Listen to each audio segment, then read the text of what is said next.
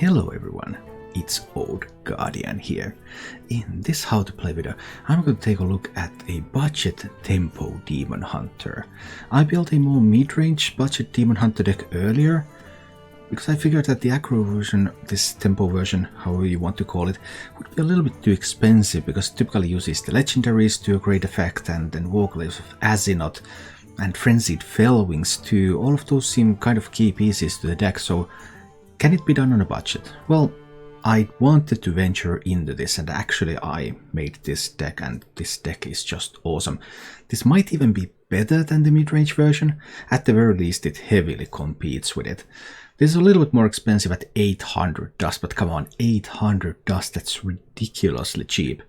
Because you have Altruist the Outcast and you have I-Beams for free, so Demon Hunter is just by far the superior budget class at the moment, because you have so many free Demon Hunter cards. In order to make this version work, in order to make it work on a budget, there are a couple of key cards here. One is the Questing Adventurer, which is sometimes used in the full cost lists, but its statistics are saying that it's okay. It's like mediocre card in those lists. But in the budget list it becomes central because you don't have access to those more expensive finishers. So what you want to do, first of all, you want to go face, of course. You go with Battle Mages and Battle Fiends and Battle and Boom Boom. But if that doesn't immediately kill the opponent, then you want to build a Questing Adventurer and you try to protect it. And Mana Burn is one of the key cards in doing so. Mana Burn can also be used to protect the rest of your board. So you can Mana Burn so that the opponent can't play a Consecration, or the opponent can't play a Soul Mirror, or they can't play Breath of the Infinite, or so that the Demon Hunter opponent can't play a Skull of Gul'dan. The possibilities are just endless. And if you can do a Questing Adventure turn, grow it a little, Mana Burn so that it cannot be removed, and then next turn keep growing it more, that's one way to win games. And then there's of course Altruist the Outcast, the most ridiculously busted Demon Hunter card after the first set of nerfs. Altruist is just awesome. It eliminates boards, it deals face damage, it allows for lethals. So aggression, then the questing plus protection, and then the Altruist. That's the game plan of this budget version. As for the mulligan with this deck, you want to keep these cards that are very aggressive. Battle Fiend, Blazing Battle Mage, always cards that you want to keep. Umberwing, another card that you always want to keep. Then if you have some early game already, you can keep Satyr Overseer, so then you can go that 1, 2, 3 curve and just be purely aggressive. If you have a Satyr Overseer, you can keep a Twin Slice. Also, if you're playing against another aggressive deck, like you're in a mirror match, then keeping Twin Slice, keeping I-Beam are useful cards for those matchups, so that you have some tools that can swing the game in your favor. And finally, you probably want to upgrade this towards the more expensive version eventually. And the more expensive version, basically, these are the tools that it adds into the deck. 2 copies of Warglaves of Azinot, Keen Sunfury, Metamorphosis, and 2 copies of Frenzied Fellwing. There's still quite a few different lists and different approaches, like some of the full cost versions use Questing Adventurers, some of them use Mana Burns, some of them don't, some of them have 6 1-drops, some of them have 4 1-drops, there's still quite a lot of differences there. But the first replacement is clear. The first replacement you want to do is you want to get rid of your Consume Magics. That silence effect just is not necessary once you can add in either Warglaves or the 2 legendary cards. So a set of those 4 cards will replace the 2 silence effects from the deck. The rest of the changes are a little bit more dependent. Sometimes people cut like Claybound Adepts to add Warglaves, sometimes they got the Fellfins, sometimes they got the Blazing Battle Mages. There's a couple of ways to do that, depending on what you're facing. And then the most typical cut to include Frenzied Fellwings in the list is to ditch the Questing Adventurer. Because once you have all these epics and these legendaries, you just have so much more speed that you don't need that big punching questing anymore. Because you can just focus more on going face, and you have ways to circumvent their taunts and just deal irresistible damage. If you enjoy this content, please subscribe to my YouTube channel and click the bell icon so that you get notifications when new videos come. Also check out the description below, there's a link to my Twitch channel and other means to support the content that I create. And now, let's go take a look at this budget tempo demon hunter in action. Because it suddenly gives you something something to look forward to. Warlock, expecting Galagond Warlock. Has lots of nice ways to clean up boards, of course. Pain means little to me now. But this one is going to be a 2. Very well. I want the Battle Fiend out turn 1. Rather than the Sigil Runner. Now I want the Battle Fiend. Let's do Battle Fiend there. What can he do about the Battle Fiend? He did keep 2 cards. Why do you go?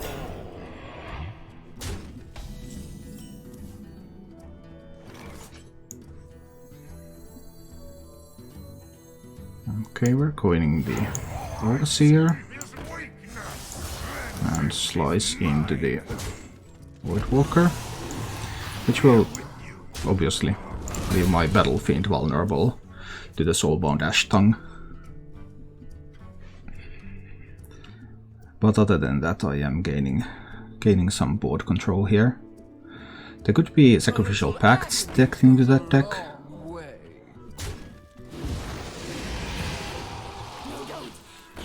Does he have the Hand of Gul'dan? He does have the Hand of Gul'dan. Well, that is good for him. Let's see what we can do. Ooh, that silence on the Expired Merchant to prevent him from getting Hand of Gul'dan back. I think I want to do that. How do I deal with the 3/4? I just don't. I will let him trade with that. Demons. So I'm going to silence that one first. Then I'm going to draw with the Sigil Runner. Then I could do like Battle Mage and Slice. I think Battle Mage and Slice is okay. Battle Mage and Slice. So that I will kill this one. And do I use the Satyr to kill this one? I can also keep the Satyr at 2 health. I can use this one to trade there, because he probably wants to kill it anyway. So then the Satyr remains at 2 health. And he didn't get the Hand of Gul'dan back, so he can't discard it again in order to draw more cards easily. There should be no AoE in that deck. Sometimes there is Sacrificial Pact there. So many we'll see. possibilities. Now I do let him have some mana back, so he can get a free tap here, or the tap only costs life. But how good is that? Because he still needs a carpet. That's an upgrade. Probably. That was a pretty good one. Because I will need to kill the carpet, I believe. So I do Umberwing and Chaos Strike, and I will have 3 attack. And the minions will kill the carpet. Yeah, that's acceptable. I can do that. Because I don't want to let him into this game. Which that carpet could do. So we'll do it like this. Now my stuff has 1 health. But that is not necessarily going to matter. A little agony Because what can he really do about it? Guys, I can't. And that will be dormant for too long. Because now I will simply hit face. Activate the Claybound Adept to kill that glare. So that these can all push face. And suddenly he has no board, he's at 10 health. He has used his carpet. He needs a second carpet right here, right now. Without tapping. To have a chance to get into this game. That's the only out. Just a burden. Matron is not an out. That's an upgrade. Probably. So I have 4, 6 damage. 7, 8 damage. 9 damage. Let's check if I can find 10th point of damage here. Unfortunately, I cannot. In that case... well, this will wake up. It's most likely going to be too late anyway. Use Chaos Strike to draw. Well, I could draw Twin Slice with this.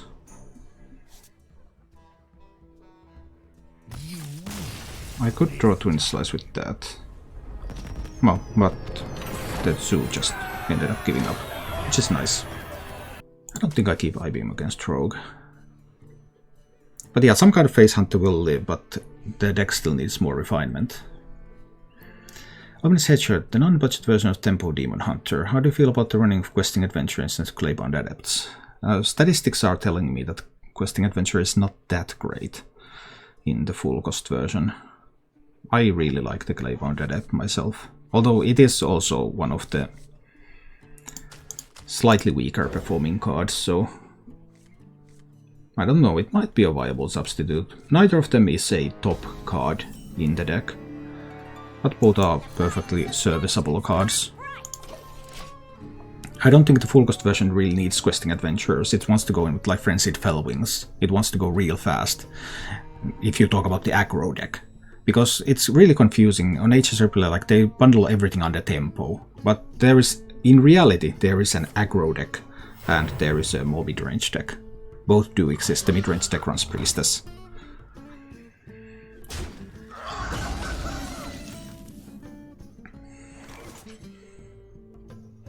I need more stuff, right? I think I need more stuff.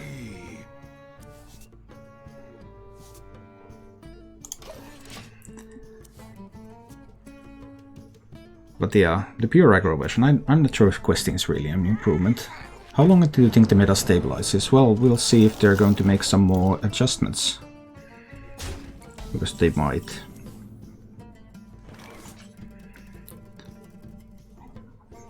What is this deck even? I don't know, but I don't have a lot of good tools here myself. A little bit low on good stuff. I'll need to just kill this one now. And have the Felfin kill the hot air balloon. But he can dagger down the Felfin. And also, I'm not sure if we're going to get more balance changes this week. Last week Blizzard said that they have a patch coming late this week, and they are contemplating including balance changes to that one too.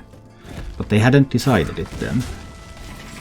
So I really don't know how it's going to be.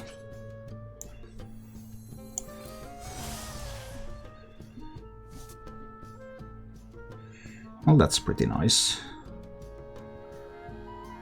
We'll waste some damage if I kill the Pharaoh Cat.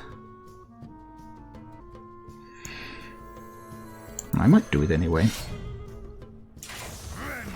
Let's kill the cat, protect the 1/1s a little. I think the 1/1s are more likely to do things than having nothing there. And also remove a body so that he can use a Faceless Corruptor on that in a turn or two. I don't like to play Demon Hunter, so I play Spell Druid. Do you recommend a Druid deck? Yeah, there's a video of the best decks to climb to Legend on my YouTube channel. You can find the good stuff there. I mean, this has got to be a big questing adventure, right? And put the Rogue down to 1 mana. Is that not the case? No, I can't put the Rogue down to 1 mana. I could with Consume Magic. Can't Consume Magic next turn. What if I put the Rogue... 1 mana is fine. We'll do this now. We're going to slice them, and dice them, and mana burn them. And mana burn them some more. And kill his minion, and hit his face. And now Rogue will have 1 mana. And I have a questing adventure on the board. And next turn I can do Hero Power and Claybound Adept. And then the Rogue will have more mana, but they will have to deal with a lot of stuff. So Vengeance is mine, and then that one goes face, and this one goes face, and this one goes face. Now Rogue will have 6 mana, but the Rogue is also down to 11 health. So, he needs Sap, Cypress, for a Shadow Word Ruin. That's not bad, by the way. The Shadow Word Ruin is going to be good here. I didn't realize it was a Highlander deck. Fair enough.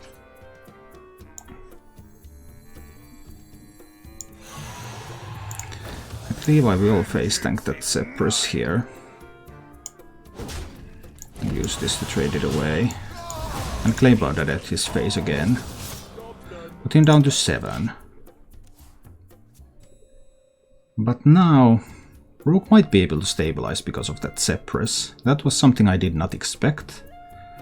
Maybe I should have. I still have some card draw here, so it's not all over. Top deck backstab is great though. And then there's an Eviscerate. Ouch! This Rogue is just finding the stuff. At least I have a silence for that. Okay, we're so Skull of Gul'daning here.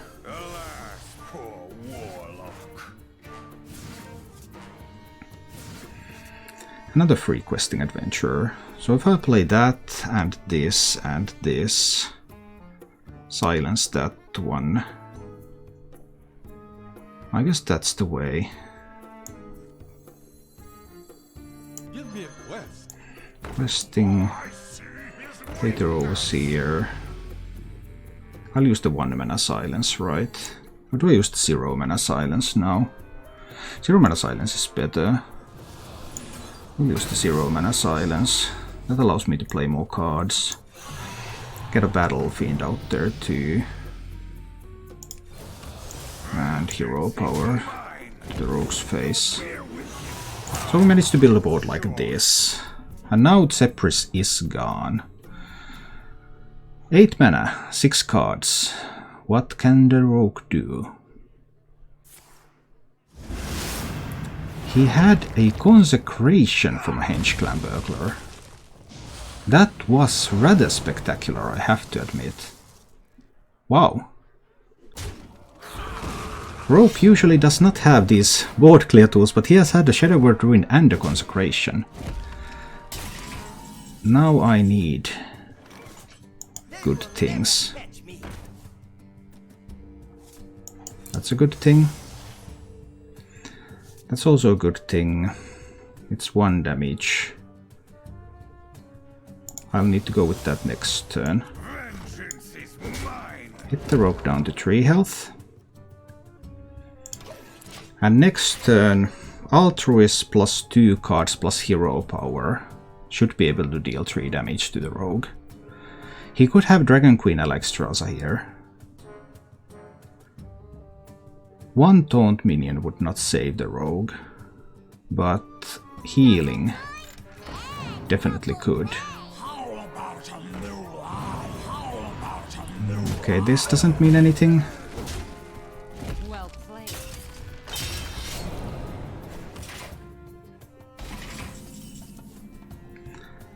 So it's Altruist the Outcast. Do you see what must be done? And Silence. And I-Beam. And I can just Hero Power the Rogue down. Alright, our Rogue had surprising tools with Cypress the Great giving a board clear and then Henge Clan Burglar giving a board clear, but it still was not enough to stop the aggro Demon Hunter on a budget. And I'll keep this Satyr Overseer. I tried to fit something with Outcast maybe over in this position, because I expect the I-Beam to be used relatively quickly. Blazing Battle Mage time. Let's go. Like if he plays the Battle Fiend here, I can do I-Beam into Sigil Runner.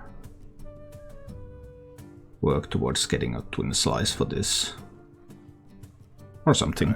We'll see. Impatient. I'm growing impatient too. Time grows short. But then again, that was not what I expected. I think I want to develop the Felfin here. Just get, 3-2. It's not terrible. Sure, it doesn't have Rush, but it's not like having 4 attack against any of his minions would do anything. He could have Umber Wing and coin hero power here, that would be annoying.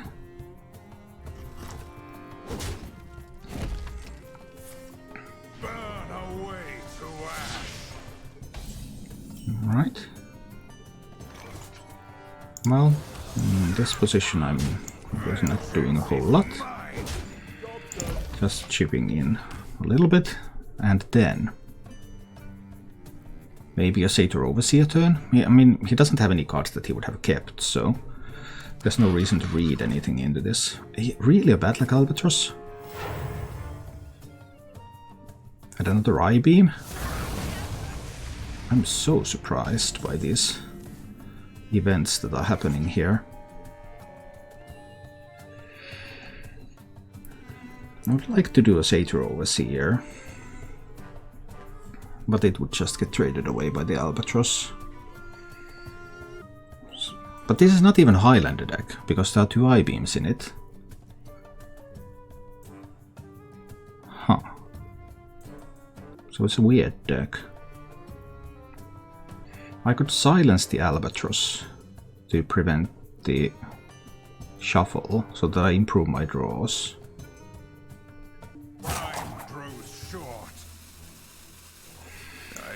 Anyway, just play the Overseer here. I think this is fine. Let's just do this. See what he wants to do. Even if he goes face with the Albatross, I have an I-Beam here. So I'll just heal that right back up. If he trades the Satyr Overseer with that, okay, I still got a 2-2 out of it. So I believe this is fine. I probably want to mana burn before he could Skull of Gul'dan.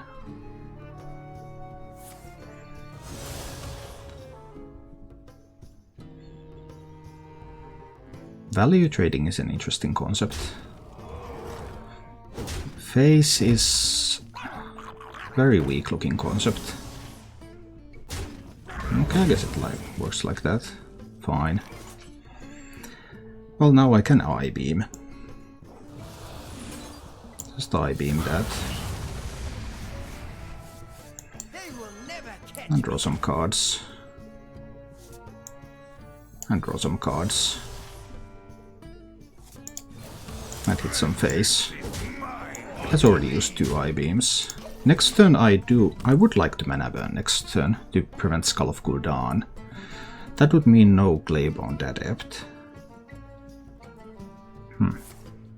That's not my favorite thing. But given his lack of doing anything... Oh, there's my own Skull. And I just have to play my Skull, even if that means that he gets to play his. But it doesn't even mean that. Ha. Funny haha. I'm just going to mana burn him, so that he can't play a Skull next turn. I can mana burn him again next turn, so he can't Skull the following turn either. He could still get a Priestess on the board. So how badly do I want to... How badly do I want to mana burn? I grow impatient. Even through mana burn, a Priestess is possible. But I can handle a Priestess with Altruis. It's okay. We'll just do the Glaive-Bound Adept this turn. Just hero power, hit face. Glaive-Bound Adept is 4/4, hit face. Because I have Altruis and then I can just jam stuff from left. 1, 2, 3, 4, 5 mana. can even play the Satyr Overseer, so I have 5 AoE plus 3 to something. A Pit Commander though. It's a little bit surprising. Okay, we need to do Altruis. Do you see what must be done? Let's start by jamming the Albatross. 1, 2, 3, 4, 5 mana. I think we start by jamming the Albatross out there. Then consume magic on one of these. Then the mana burn. Then the Chaos Strike. No, not the Chaos Strike, the Twin Slices first. Twin Slice. Second Slice. Chaos Strike. Eye Beam. And well, that's already lethal so many times, so I guess nothing else really mattered at that point anyway. I think we'll go with this hand. Is this a budget list? Yes, very much so. Trying to slow a Warlock with Plot Twist. Also put Lord Jaraxxus in the mix. Lord Jaraxxus in a world where Zephyrus exists is not very good. I think I just need to be fast against Priest. Need to get on this board immediately. Start drawing some cards. Priest is very annoying to play against though. Oh no, so much slicing. I think we need to Chaos Strike now. Not the right tools. Not the right tools so far. But we'll see. Yeah, Sack Pact also being in one third of the decks. You're right. There are some severe downsides to Jaraxxus right now. I think we're going in and we're mana burning the Priest this turn. Because I don't have a ton of stuff that I can do here. So I just want the card. I just want the card and I just want the damage ring right now. Would be nice to have it later. But we'll see. Now he would have to like coin penance the Battle Fiend if he wants to do something. But he can also chill and do Holy Nova or something next turn. That one I cannot prevent, of course. But I mean, we're pushing in the damage that we can. Gotta go. We're an aggro deck. This is what we do.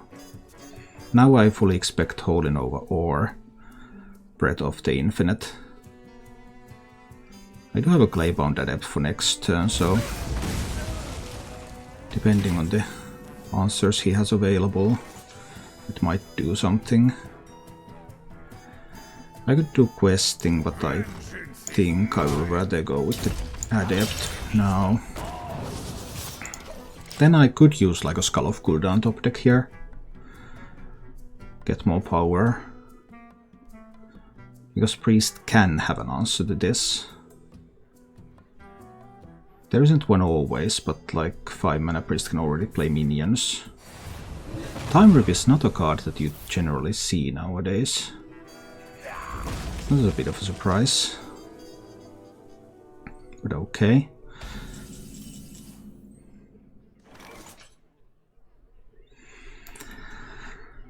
That Furious Felfin. Do I have to go?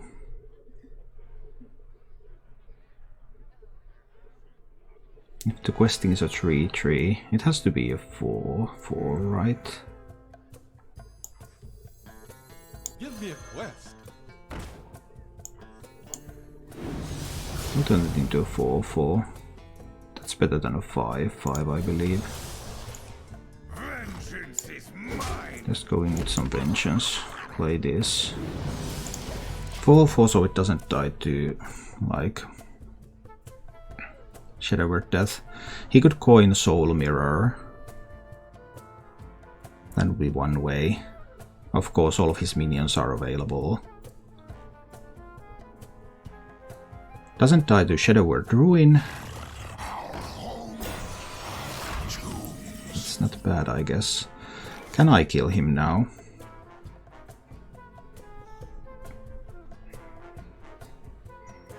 I mean, he's at 15 effectively here.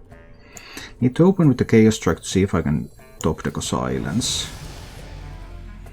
I cannot, but that's pretty good too. So then we do Altruis into I-Beam,